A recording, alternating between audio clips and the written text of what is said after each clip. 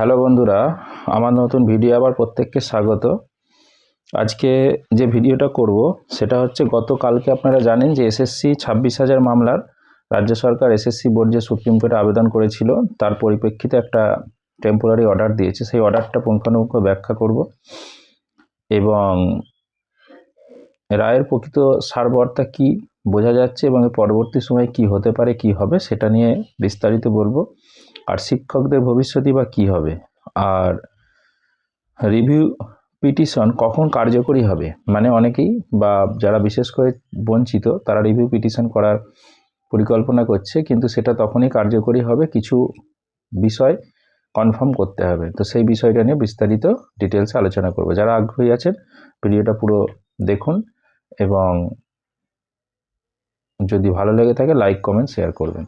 চলুন ভিডিওটা শুরু করা যাক। প্রথম বলবো যে কালকে যেটা 26,000 রায় হয়েছে আপনারা অলরেডি জেনেছেন, তবু আমি আমার চ্যানেলে আমার দায়বদ্ধতার দিক থেকে আমি আরেকবার আপনাদের রিভিউ করে দিচ্ছি। 1 নম্বর হচ্ছে, আগামী 31শে মের মধ্যে আপনাকে এসএসসিকে এবং রাজ্য সরকারকে নতুন নোটিফিকেশান জারি করতে হবে। নতুন নোটিফিকেশান মানে আবার ক্লিয়ার করছি, অনেকেই বলছে যেখানে সকলে বসতে পারবে, সেটা কিন্তু নয়।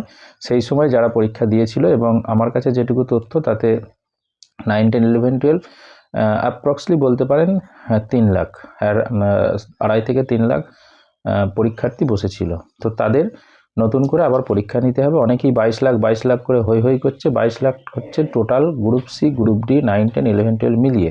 তো বেশিরভাগ সংখ্যাটা ছিল গ্রুপ সি এবং গ্রুপ ডি এর ক্ষেত্রে, আর কম সংখ্যাটা ছিল হচ্ছে 9, 10, 11, 12 এর ক্ষেত্রে। যাই হোক, সেটা পরে এসএসসি বোর্ড ফাইনাল করবে।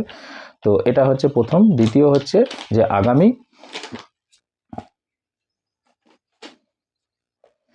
তো সেক্ষেত্রে আগামী 31শে ডিসেম্বরের মধ্যে 31শে মের মধ্যে যে নোটিফিকেশানটা হবে সেটারই পরীক্ষা নিয়ে পুরো নিয়োগ কমপ্লিট করতে হবে। এবং এ যাবৎকালে মানে এই অর্ডার হবার পর থেকে যে শিক্ষকরা আগের রায়ের অনুসারে টার্মিনেটেড হয়ে গিয়েছিলেন বা তাদের চাকরিচ্যুত হয়েছিল, তারা আপাতত স্কুলে যেতে পারবে এবং মাইনেও পাবে। এটা শিক্ষা ব্যবস্থাকে রানিং রাখার জন্য এবং শিক্ষা ব্যবস্থাটা যাতে ভেঙে না পড়ে তার স্বার্থে এই অর্ডারটা দেওয়া হয়েছে। এবং 31শে ডিসেম্বরের মধ্যে যদি না নিয়োগ করে, যদি না রায় বার করে, যদি না কমপ্লিট করে, তাহলে কিন্তু এই অর্ডারটা অটোমেটিক্যালি ক্যান্সেল হয়ে যাবে। এই হচ্ছে কালকের রায়ের সারবর্তা। আর একটা যেটা বিষয়, গ্রুপ সি এবং গ্রুপ ডি এর আগের অর্ডারের কোনো হেরফের হলো না, অর্থাৎ তাদের সকলেরই চাকরি আপাতত বঞ্চিত ক্যান্সেল হলো এবং পরবর্তী নিয়োগ যখন হবে সেই নিয়োগের মাধ্যমে যারা নিয়োগপ্রাপ্ত হবে তারাই স্কুলে যেতে পারবে। এবার এখানে অনেকেই বলছেন শিক্ষক এবং অশিক্ষক কর্মীদের মধ্যে একটা বঞ্চনা তৈরি হলো। এটা নয়, কারণ হচ্ছে শিক্ষকদের ক্ষেত্রে যে পার্সেন্টেজ, মানে বঞ্চিত বা এই যে দুর্নীতিগ্রস্তর পার্সেন্টেজ আপাতত ধরা পড়েছে, সেটা অনেকটা কম, নিয়ার অ্যাবাউট 10%। কিন্তু সেখানে গ্রুপ সি, গ্রুপ ডি এর ক্ষেত্রে পার্সেন্টেজটা অনেকটা বেশি, নিয়ার অ্যাবাউট 20%। তো সেক্ষেত্রে দুর্নীতির পরিমাণ বেশি বলি সেটাকে আপাতত রাখা হলো না, আর এটাতে দুর্নীতি কম বলে এটাই আপাতত রিভিউয়ে জানা গেছে। এবং এর থেকেও আর একটা বিষয়, যে শিক্ষকরা না গেলে শিক্ষার্থীরা ভুক্তভোগী হবে, শিক্ষা ব্যবস্থাটা ভেঙে পড়বে। এটাই হচ্ছে মূল বিষয়। সেই কারণটা দেখিয়ে মানবতার দিক থেকে বা রাজ্য সরকার এসএসসি বোর্ড আবেদন সেটাই রেখেছিল, তার পরিপ্রেক্ষিতেই এই অর্ডারটা এসেছে। তো যাই হোক, বিষয়টা রায়টা আপনারা আপাতত বুঝলেন। এবার আমি যেটা বলবো সেটা হচ্ছে মানে পুরো রায়টার সারসংক্ষেপ, সারবর্তাটা আপনাদের জানালাম, আশা করি আপনাদের ক্লিয়ার হয়েছে। এইবার রায়ের প্রকৃত সারবর্তা কি সেটা একটু ব্যাখ্যা করব। যে এই রায়টার পরিপ্রেক্ষিতে এটা বোঝা গেল যে রাজ্য সরকার প্রথম কথা দুর্নীতিগ্রস্তর ব্যাপারটা মেনে নিলেন এবং রাজ্য সরকার কিন্তু রিভিউ পিটিশনেই প্রথমে যাননি, হয়তো পরবর্তী সময় যাবেন কি যাবে না সেটা পরের কথা। তো রিভিউ পিটিশনের বিষয়টা আমি শেষে বিস্তারিত আলোচনা করব, কখন রিভিউ পিটিশন গ্রান্ট হবে বা কখন সেটা কার্যকরী হতে পারে। তো আপাতত আমি সেটা বলছি না। আপাতত এর প্রকৃত সুবিধা হলো রাজ্য সরকারের বক্তব্য ইনডাইরেক্টলি কিন্তু উনি মেনে নিলেন, দুর্নীতি হয়েছে, আমরা ফ্রেশ করে নিয়োগ করব, কিন্তু আপাতত শিক্ষা ব্যবস্থাটা পরিচালনা করার জন্য এদেরকে স্কুলে যেতে দেওয়া হোক। তো সেটা কি সুপ্রিম কোর্ট মান্যতা দিয়েছে।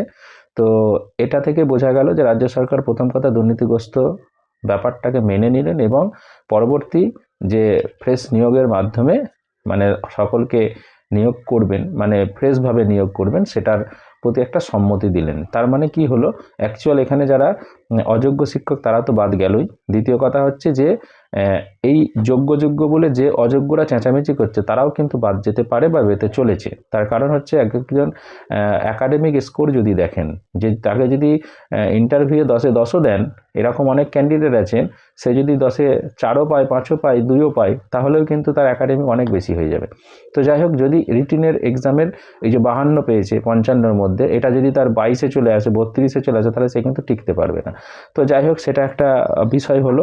এবং গ্রুপ সি গ্রুপ ডি তারা আপাতত যেতে পারবে না এবং তাদেরটা পুরোপুরি পার্মানেন্ট ক্যান্সেল হয়ে গেল। এবং সুপ্রিম কোর্টের 2খানা অর্ডার হলো। এর পরবর্তী সময়ে রিভিউ পিটিশনে কি হতে পারে সেটা বলছি। আর শিক্ষকদের ভবিষ্যৎ আপাতত তারা মাইনে পাবে, তারা স্কুল যেতে পারবে, তারা তাদের নিজের কর্মকাণ্ড করতে পারবে এবং তার মাঝে নতুন নোটিফিকেশান অনুসারে তাদের পরীক্ষায় বসতে হবে। সেখানে পাস করলে তারা বহাল থাকবে, আর পাস না করলে তারা কিন্তু আবার চাকরিটা যেভাবে চলে গিয়েছিল সেভাবেই চলে যাবে। এটুকুই হচ্ছে মোটামুটি এই রায়ের সারবর্তা।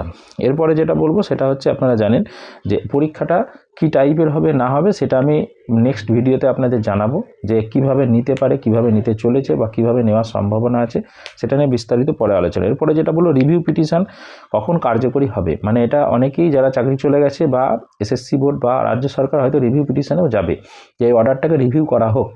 তো সেটার ক্ষেত্রে প্রথম কথা বলবো, এই অর্ডার বেরোবার পরে তার ভবিষ্যৎটা অনেকটা অন্ধকারে চলে গেল, 1 নম্বর কথা। 2 নম্বর কথা হচ্ছে, কেন বলছি তার কারণ হচ্ছে, এখানে রিভিউ পিটিশন প্রথমেই আবেদন করলে সেটার একটা আলাদা শুনানি হতো, আলাদা অন্য কিছু হতো, কিন্তু এরপরেও করতে পারে রিভিউ পিটিশন, 1000বার করতে পারে, সেটা কোনো ম্যাটার নয়। কিন্তু রিভিউ পিটিশনের ক্ষেত্রে এই দুটো অর্ডার ওখানে বারবার জল করবে, এটা প্রথম কথা। 2 নম্বর কথা হচ্ছে, রিভিউ পিটিশন তখনই সম্ভব হবে, তখনই বোঝা যাবে বা আলোচিত রিভিউ পিটিশন মানে করার আগে, যেটা অলরেডি এসএসসি বোর্ড বা রাজ্য সরকার বারবার বলছেন 21 তারিখে একটা যোগ্য অযোগ্যদের লিস্ট বার করবে বা প্রকাশ করবে। তো সেইটা যদি করে, মানে অ্যাকচুয়াল যোগ্য অযোগ্য মানে এখানে ভালো করে ক্লিয়ার করতে হবে যে যারা প্রমাণিত অযোগ্য নয় তাদের মধ্যে থেকেও কিন্তু অনেকে অযোগ্য আছে, এটা শিওর থাকুন। তাহলে এসএসসি বোর্ড যদি সেই original OMR copy, original rank জাম্পের বিষয়টা, প্লাস হচ্ছে আপনার ইন্টারভিউয়ের নাম্বার, এগুলো যদি ক্লিয়ারলি অযোগ্যদের বাদ দেয় এবং সেটা লিস্ট আকারে প্রকাশ করে যে এরা অযোগ্য, এবং সেটা লিস্ট দিয়ে দেয় এরা যোগ্য এরা অযোগ্য, সেই লিস্ট প্রকাশ করার পরে সুপ্রিম কোর্টে গিয়ে নিবেদন করে যে আমরা ততদিন তথ্য ছিল না বা দিতে পারিনি, যে কোনো কারণে এখন আমরা দিচ্ছি, এরা হচ্ছে যোগ্য এরা অযোগ্য, তার প্রমাণ এই, তখন কিন্তু সুপ্রিম কোর্ট সেটাকে নিয়ে ভাবতে পারে এবং ভাবা শুরু করতে পারে, এবং তখনই এই রিভিউ পিটিশনের কোনো কার্যকারিতা থাকবে। এবং আপনারা একটা মনে রাখবেন, আর একটা ভাঁওতা ছড়িয়ে দিচ্ছে বা ছড়াচ্ছে যে 19,000 যোগ্য, আর এর নিয়োগ হয়েছে তো 18 থেকে 19,000, তাহলে 19,000 যোগ্য কি করে হলো? এই যে এটা ভুল ধারণা, ভ্রান্ত ধারণা, মানে এই নিয়োগটাকে আবার দুর্নীতিগ্রস্ত করার একটা প্ল্যান বা পরিকল্পনা, এটা কনফার্ম থাকুন। অ্যাকচুয়াল যোগ্য যদি ধরা হয় 10 থেকে 12,000, খুব বেশি হলে 13,000 হবে, তার বেশি হবে না, কনফার্ম থাকুন। কারণ ধরা পড়েছে অলরেডি 3-4 হাজার। শিক্ষকের কথা বলছি আমি, কিন্তু 26,000-এ যাচ্ছি না, গ্রুপ সিডিতে যাচ্ছি না, আমি শুধু শিক্ষক 9, 10, 11, 12-এর শিক্ষকদের সম্বন্ধে বলছি। তো সেখানে অলরেডি যদি নিয়োগ হয়েছে অ্যাপ্রক্সলি ধরুন 17-18 হাজার কি 19,000 মনে হয় অ্যাপ্রক্সলি নিয়োগ হয়েছে, তাহলে সেখান থেকে অলরেডি 3-4 হাজার কি 5 হাজার যদি বেরিয়েই যায়, তাহলে বাকি যেটা আপনারা লিস্টেড অনেকেই দেখছেন যে 1,000 আর একটা মানে 2 থেকে 2,500 আমরা চোখে দেখতে পাচ্ছি, ঠিক আছে, কিন্তু এটা সংখ্যাটা কিন্তু মিনিমাম 5 থেকে 6 হাজার হবে।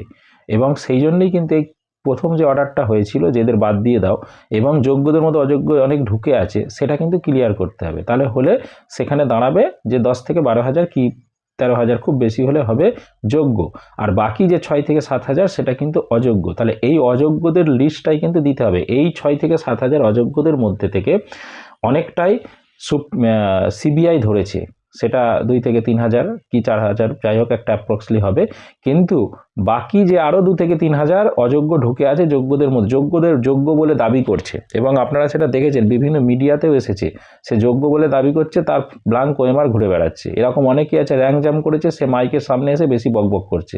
তো বিষয়টা হচ্ছে যারা কিন্তু অযোগ্য তারা বেশি চেঁচামেচি করবে, কারণ তারা জানে পরীক্ষায় বসলে বা পরবর্তী নিয়োগে তারা অংশগ্রহণ করলে তাদের চান্স খুব কম, এটা মনে রাখবেন।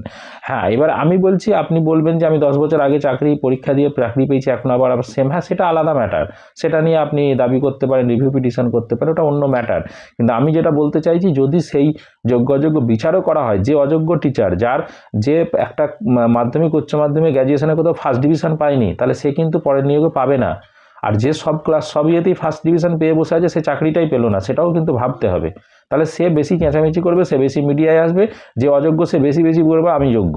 তো এই বিষয়টাকে ক্লিয়ার করার একমাত্র অথরিটি হলো এসএসসি এবং রাজ্য সরকার। তো এসএসসি যদি এইটাকে আগে না ক্লিয়ার করে, তাহলে তার আগেই যদি পিটিশনে চলে যায় বা রিভিউ পিটিশন করে, বা যোগ্য যারা বলছে তারা যদি রিভিউ পিটিশনে যায়, কোনো কার্যকারিতা হবে না। অতএব একটা প্রথম এবং প্রধান এসএসসি বোর্ডকে বা রাজ্য সরকারকে, যারা আপাতত চাকরি বঞ্চনা হয়েছে তাদের চাপ দিয়ে এই অযোগ্য লিস্টটা আগে প্রকাশিত করতে হবে। ওই লুকোছাপা বিষয়টা নয়, পুরো ওয়েবসাইটে ঝুলিয়ে দিতে হবে, তবে কিন্তু সবাই দেখবে, চাক্ষুষ হবে, এবং তাতে সেটাকে হাইলাইট করে সুপ্রিম কোর্টে গিয়ে আমি রিভিউ পিটিশন করলে আমার কার্যকারিতা আসবে, বা আমি চাকরিটা ফিরে পেতে পারি, বা বহাল তবিয়েতে যেভাবে ছিলাম সেভাবে থাকতে পারি। তো এটুকুই মোটামুটি সারবর্তা আপনাদের বলার। এর বাইরেও যদি কারোর কোনো কোশ্চেন থাকে, কারোর কোনো জিজ্ঞাসা থাকে, সে আমাকে কোশ্চেন করতে পারেন কমেন্টের মাধ্যমে, এবং যদি ভালো লেগে থাকে বন্ধুদের মধ্যে শেয়ার করবেন। ধন্যবাদ।